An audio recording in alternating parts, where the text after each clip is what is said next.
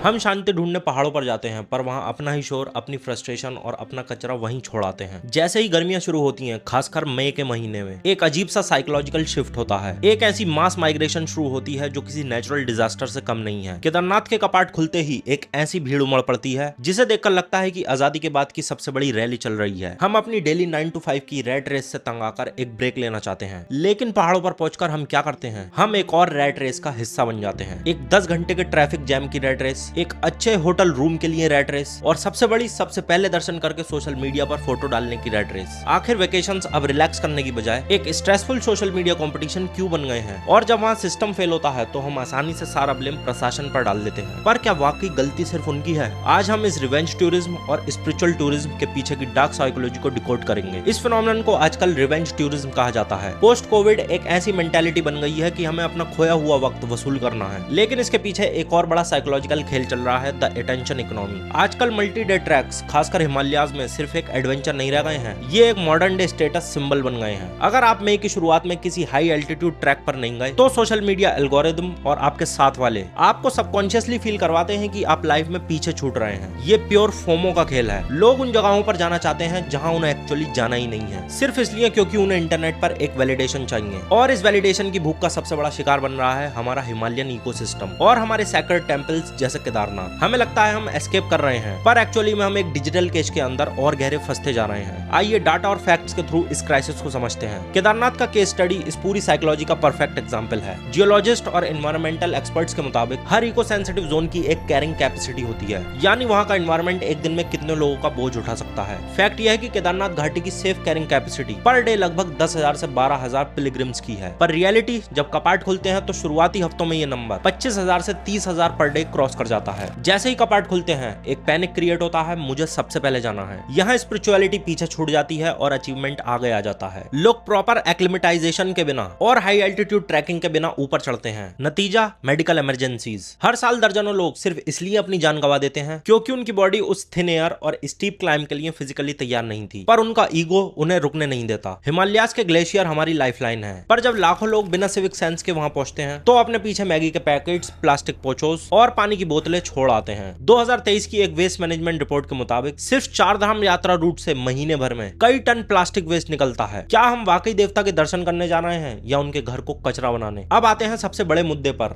The blame game. जब traffic jam लगता है या होटल्स के रेट 10 गुना बढ़ जाते हैं या टॉयलेट की सुविधाएं नहीं मिलती तो एक कॉमन डायलॉग सुनने मिलता है, सरकार ने कुछ प्रबंध नहीं किया, प्रशासन पूरी तरह फेल है। लोगों का कहना सही है कि जब सरकार पिलग्रिम्स से टैक्स लेती है, टूरिज्म को प्रमोट करती है और मंदिर के आसपास वीआईपी कल्चर अलाउ करती है, तो बेसिक इंफ्रा प्रोवाइड करना उनकी जिम्मेदारी है। अगर कैपेसिटी 10,000 की है तो प्रशासन 30,000 लोगों को आने ही क्यों देता है? क्यों स्ट्रिक्ट ऑनलाइन रजिस्ट्रेशन और केपिंग इन्फोर्स नहीं की जाती? लेकिन कॉइन का दूसरी साइड भी देखना होगा। इंडिया में किसी भी रिलीजियस सेंटिमेंट पर रेस्ट्रिक्शन लगाना पॉलिटिकल माना जाता है। अगर पुलिस क्राउड को रोकती है तो लोग धर्म खतरे में है का नारा लगाकर बैरिकेड्स तोड़ देते हैं। उसके ऊपर टूरिस्ट का अपना बिहेवियर कैसा होता है? 2 लेन पहाड़ी रास्तों पर लोग ओवरटेक करके 4 लेन बना देते हैं, जिससे डेडलॉक लग जाता है। लोग अपनी गाड़ियों से कचरा सीधा खाई में फेंक देते हैं। लोकल अथॉरिटीज के मना करने के बावजूद लोग डेंजरस स्पॉट्स पर सेल्फीज लेने चले जाते हैं। प्रशासन तब तक सफल नहीं हो सकता जब तक नागरिक खुद डिसिप्लिन में ना रहे। आप 15,000 फीट की ऊंचाई पर आकर 5 स्टार फैसिलिटीज और एसी मॉल्स एक्सपेक्ट नहीं कर सकते। पहाड़ आपसे रिस्पेक्ट मांगता है और हम वहाँ अपना एंटाइटलमेंट लेकर चले जाते हैं। ये पूरी सिचुएशन सिर्फ एक मैनेजमेंट फेलियर नहीं है, ये एक सोशियोलॉजिकल और स्पिरिचुअल क्राइसिस है। हम अपने फोन के नोटिफिकेशंस और सिटी की पॉल्यूटेड हवा से इतने परेशान हैं कि हमें लगता है कि हमें पहाड़ों पर जाते ही मोक्ष मिल जाएगा। लेकिन सच तो यह है कि दोस्तों, शांति किसी लोकेशन का नाम नहीं है, शांति एक स्टेट ऑफ माइंड है। अगर आपके अंदर केओस है और आप अंदर से अशांत हैं, तो आप हिमालयाज के सबसे ऊंचे और सबसे अकेले शिखर पर भी चले जाएं, आपको वहां भी शांति नहीं मिलेगी। आप वहां भी नेटवर्क सिग्नल ढूंढेंगे ताकि आप अपने दोस्तों को दिखा सकें कि आप वहां हैं। धर्म का असली मतलब खुद पर कंट्रोल करना है, नेचर के सामने झुकना है, पर हम भगवान के घर जाते हैं अपना अहंकार लेकर। सोचिए इस बारे में। जब आप अगली बार किसी ट्रिप या ट्रैक का प्लान बनाएं, तो अपने आप से एक छोटा सा सवाल पूछें, मैं वहां इसलिए जा रहा हूं क्योंकि उस जगह को मेरी सोल की जरूरत है, या इसलिए जा रहा हूं क्योंकि मेरी इंस्टाग्राम स्टोरी को एक नए बैकग्राउंड की जरूरत है? जब हम इस सवाल का सच्चा जवाब खुद को दे देंगे, शायद तब हमारे पहाड़ फिर से सांस ले पाएंगे। आपका इस रिवेंज टूरिज्म पर क्या सोचना है? क्या स्ट्रिक्ट एंट्री लिमिट्स और हैवी एनवायरमेंटल टैक्स लगाना इसका सॉल्यूशन है, या हमें अपने सोशल मीडिया एडिक्शन का इलाज पहले करना होगा? अपने विचार कमेंट्स में जरूर लिखिएगा, लॉजिकल डिबेट करेंगे। वीडियो पसंद आया तो उन दोस्तों के साथ शेयर कीजिए जो पहाड़ों पर जाने की प्लानिंग कर रहे हैं।